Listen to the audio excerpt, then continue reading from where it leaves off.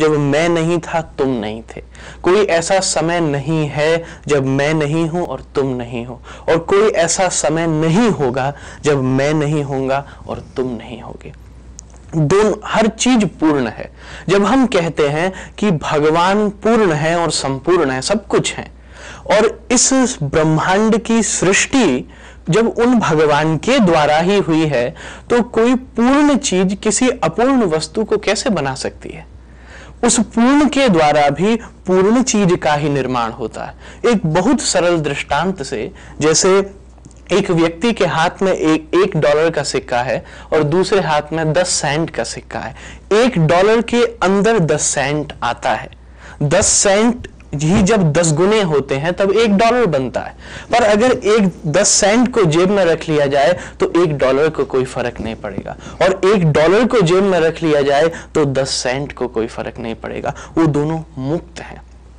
जब ऐसे ही जीव के द्वारा ब्रह्म तत्व इंडिपेंडेंट है, और ब्रह्म तत्व के द्वारा निर्माण किया, क्योंकि $1 के अंदर ही 10 सेंट आता है, निर्माण किया हुआ जीव ही पूर्ण है। इस संसार में हर एक व्यक्ति, सब अधिकारी हैं भगवान से प्रेम करने के, और उसके लिए एक जागृति होनी चाहिए, उसके लिए एक कॉन्शियसनेस होनी चाहिए, उस तरफ हमें देखना चाहिए। अगर कोई माता पिता अपने बच्चे को ही इग्नोर करना शुरू कर दें तो शायद बचपन में वो कुछ ना कहे क्योंकि छोटा है, पर बड़े होकर धीमे धीमे वो बीच बढ़ जाएगा और एक ईर्ष्या में बदल जाएगा। अगर हम उसकी तरफ ही ध्यान नहीं देते, अगर पति पत्नी की तरफ ही ध्यान नहीं देता, तो वो भी उस पत्नी के प्रेम को प्राप्त नहीं कर पाएगा। उसी प्रकार हमें सबसे पहले ये जानना है कि फर्स्ट हु एम आई। अभी हम यही नहीं जान रहे हैं कि हम कौन हैं। मैया ये बताती है बच्चे को कि ये तुम्हारे माता हैं, ये तुम्हारे पिता हैं, ये तुम्हारे चाचा हैं, ये तुम्हारे ताऊ हैं, ये तुम्हारे दादा हैं, दादी हैं, मौसा हैं, मौसी हैं।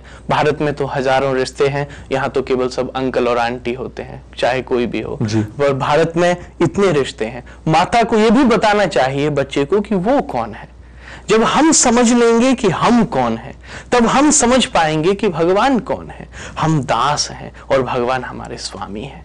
एक तत्व ये कहता है कि मैं सत्य हूं और सब मिथ्या है, पर वैष्णव तत्व ये कहता है कि सब में भगवान है। दास तत्व, भक्ति तत्व ये कहता है कि सब में भगवान है, केवल मैं ही उनका दास हूं। तो हर एक व्यक्ति अधिकारी है समाज में रहने वाला। भगवान ने भगवत गीता में कहा, कर्म यज्ञ समुद्भवः। हर कर्म को यज्ञ बना लेना।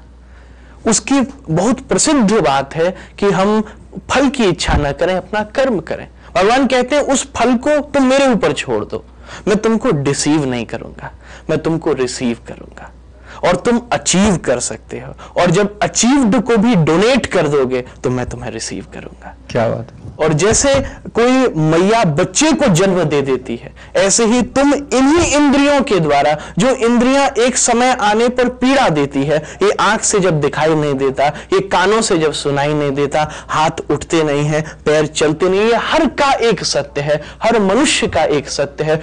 उस स्थिति पर पहुंचने पर भी इसी इंद्रियों के द्वारा उस आनंद को प्राप्त कर लेगा जो आनंद उसे जीवन के किसी भी क्षण में प्राप्त नहीं हुआ।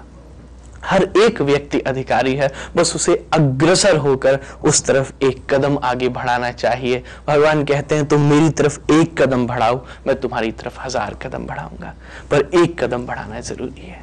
ये भगवान की तरफ जो एक कदम बढ़ाने की आवश्यकता है, उस एक कदम को बढ़ाने के लिए जो प्रेरणा होती है वो सत्संग से मिलती है, वो गुरुजनों से मिलती है। श्रीभूति जी, आप इतने वर्षों से श्रीमद् भागवत के साथ विशेष रूप से इतनी निष्ठा के साथ, इतने समर्पण के साथ न केवल जुड़े रहे हैं बल्कि आपने औरों को भी जोड़ा है। आप ऐसा क्या उपाय बताएंगे कि किसी के मन में रस का संचार हो जाए या रस उत्पन्न हो जाए जो उसे श्री कृष्ण प्रेम की तरफ ले जाए? इसके लिए कुछ लोग कहते हैं कि जप करना अच्छा होता है, कुछ कहते हैं कीर्तन करना अच्छा होता है। आप बताएं कैसे कोई अपने घर में बैठा हुआ ऐसा उपाय करे कि उसमें प्रेम ईश्वर के प्रति बढ़े? ये दोनों ही उपाय श्रेष्ठ हैं। तो दोनों का पहले तो श्रवण करे, क्योंकि भक्ति के स्वरूप में बताया, श्रवणम कीर्तनम विष्णु स्मरणम पाद सेवनम अर्चनम बंदनम दास्यम सख्यमात्म निवेदनम। श्रवण करना, श्रवण करने से मनुष्य श्रवित हो जाता है, बहने लगता है, और श्रवित होने से वो द्रवित हो जाता है, पिघल जाता है। और उसके जीवन में, क्योंकि जब तक लोहा पिघलेगा नहीं, सरिया और गाडर कैसे बनेगी, और चांदी पिघलेगी नहीं तो थाली कटोरी पात्र कैसे बनेगा, और सोना पिघलेगा नहीं तो अंगूठी चूड़ी आदि आभूषण कैसे बनेंगे। उसी प्रकार श्रवण करने से मनुष्य द्रवित होता है, उसका जो अहंकार है, उसकी जो आसक्ति है, उसका जो व्यामोह है, उसका जो भ्रम है, उसका निवारण होता है। और जब ऐसी स्थिति जैसे कोई भगोना साफ हो जाए तो उसमें दूध भरा जा सकता है, उसी प्रकार से जब व्यक्ति स्वच्छ हो जाए, द्रवित हो जाए और फिर भगवान का भजन करे। भगवान ने गीता में कहा, यज्ञानाम जप यज्ञोस्मि, जितने भी प्रकार के यज्ञ हैं उसमें मैं स्वयं जप यज्ञ हूँ। मेरा जप करना, मेरा स्मरण करना, जप का मतलब है भगवान का स्मरण, सतत स्मरण करना। और स्मरण के अंदर तीन बातें छिपी हुई हैं, स्मर, रण और मरण। स्मर माने काम, रण माने द्वंद्व चिंता, और मरण मृत्यु। पहले हम कामना करते हैं, एक के बाद एक, एक के बाद एक, अंत नहीं है। 90 साल का व्यक्ति भी शरीर छोड़ रहा है और उससे पूछा, भाई तुम्हारी अंतिम इच्छा क्या है? बोले आम का अचार चटा दो। 90 साल हो गए खाते खाते, लेकिन फिर भी उसकी रसना तृप्त नहीं हुई किसी बात से। तो कामना, एक के बाद एक, एक के बाद एक, एक के बाद एक कामना। कामनाओं की अपूर्णता बदल जाती है ईर्ष्या और चिंता में, और हम उस चिंता में डूबते रहते हैं, डूबते रहते हैं, डूबते रहते हैं, और उसका परिणाम होता है मरण।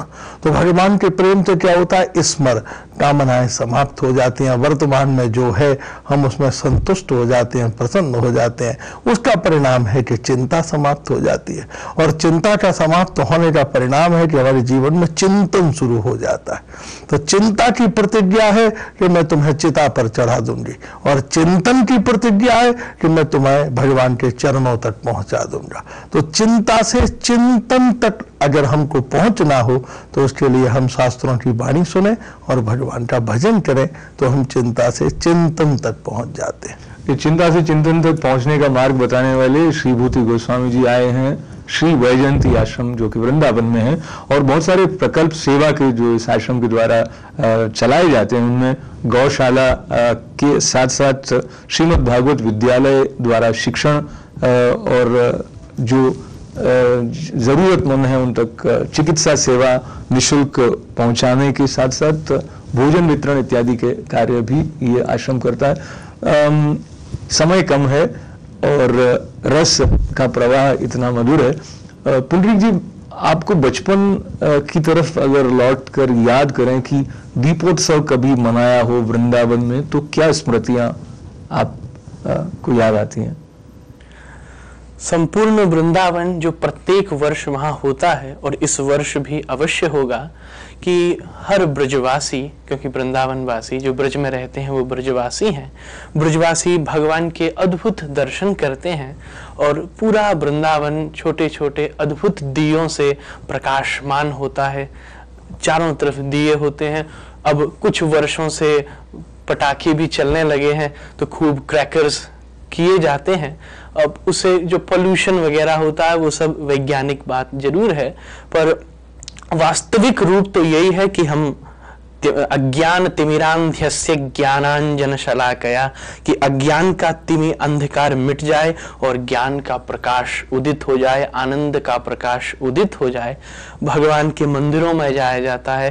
और हम भगवान श्री राधारमण देव जी के से गोस्वामी परंपरा से हैं, तो जब उधर जाना होता है तो भगवान का अद्भुत दर्शन होता है। भगवान उस दिन चौसड़ खेलते हैं, गोस्वामी गण विराजमान होते हैं, एक भगवान की तरफ से चाल चलते हैं, एक भक्तों की तरफ से चाल चलते हैं।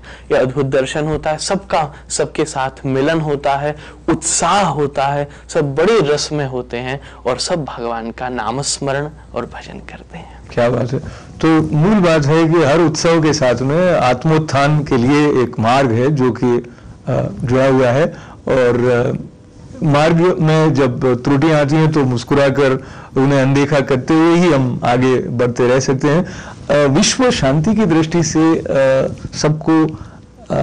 सबके अंदर प्रेम और भाईचारा बढ़े, इसके बारे में भागवत में से अगर आप कुछ बिंदु हमारे साथ संक्षेप में बांटें श्रीभूति जी, तो क्या कहेंगे? संपूर्ण श्रीमद् भागवत ही उसी विशेष लक्ष्य के लिए इस धरती के ऊपर कृष्णद्वैपायन व्यास जी के द्वारा प्रकट हुई है कि प्रत्येक मानव के अंदर प्रेम का उदय हो जाए। जब हमारा किसी से भी प्रेम हो जाता है तो उसके दोष दिखाई नहीं देते, उसके दोष भी गुण के रूप में दिखाई देते, और किसी से द्वेष हो जाए तो उसके गुण भी हमें दोष के रूप में दिखाई देते। हमारा जीवन में आप किसी भैया से कहो पड़ोसी का लड़का फेल हो गया, बोले वो तो होना ही था, मैंने 6 महीने पहले ही कह दी। बोले तुम्हारा भी फेल हो गया, तो कहेगी फिर मास्टर की शरारत है, स्कूल खराब है, मेरा कैसे फेल हो सकता है। तो जीवन में वास्तव में स्वार्थ से ऊपर उठकर और उस प्रेम के स्वरूप में यदि सारा समाज बैठ जाए तो हम पूरे विश्व को एक परिवार की दृष्टि से देख सकते हैं। उदार चरित्रा नाम तो वसुधैव कुटुम्बकम्। हम जब उदार होते हैं तो पूरा विश्व एक परिवार हो जाता है, और जब संकीर्ण होते हैं तो 3 कमरे का फ्लैट भी अलग अलग दीवार और द्वारों से आबद्ध हो जाता है। इसलिए जीवन में प्रेम का उदय हो, और उस प्रेम की परामूर्त स्थिति होती है जब वो प्रेम भगवान के चरणों तक पहुंचता है। जैसे पहले समय में कोई संगीत सीखता था तो लकड़ी की पट्टी के ऊपर सारे गामा पाधा नीसा लिख के दे दिया जाता था, और फिर जब वो उसमें निपुण हो जाता था तो उसे इंस्ट्रूमेंट बाजा दिया जाता था। ऐसे ही हम समाज में माता से, पिता से, गुरु से, पिता से, पशु पक्षियों से, वृक्षों से, नदी नालों से, सबसे पूरी प्रकृति से प्रेम करें, और उस प्रेम की जो परा स्थिति है, पूर्णता है, वो भगवान के चरणों में प्रेम हो तो पूरे विश्व में निश्चित रूप से शांति होगी, सौहार्द होगा, आत्मीयता होगी, और जीवन का एक अक्षुण्ण और अलौकिक विकास हो जाएगा। और श्रीमद् भागवत उसी प्रेम का वितरण करती है चारों तरफ से। तो अपने स्वार्थ से ऊपर उठकर अगर हम देखते हैं संसार को, तभी हम अपने से बाहर क्या कुछ संसार में है, कैसे सबको अपना सकते हैं, इसकी जो सीख है वो श्रीमद् भागवत का आधार लेते हुए श्रीभूति गोस्वामी जी ने हम तक पहुंचाई। और दीपोत्सव की पूर्व संध्या पर पुंडरीक गोस्वामी जी और श्रीभूति गोस्वामी जी, आप श्री वैजयंती आश्रम वृंदावन से न्यूयॉर्क पधारे हुए हैं और ITV स्टूडियो पधारे। आपका बहुत बहुत आभार, बहुत बहुत धन्यवाद। और आप सभी का हमारे साथ बने रहने के लिए धन्यवाद करते हुए फिर एक बार आपको दीपोत्सव की बधाई। अशोक व्यास को अनुमति दें। नमस्कार।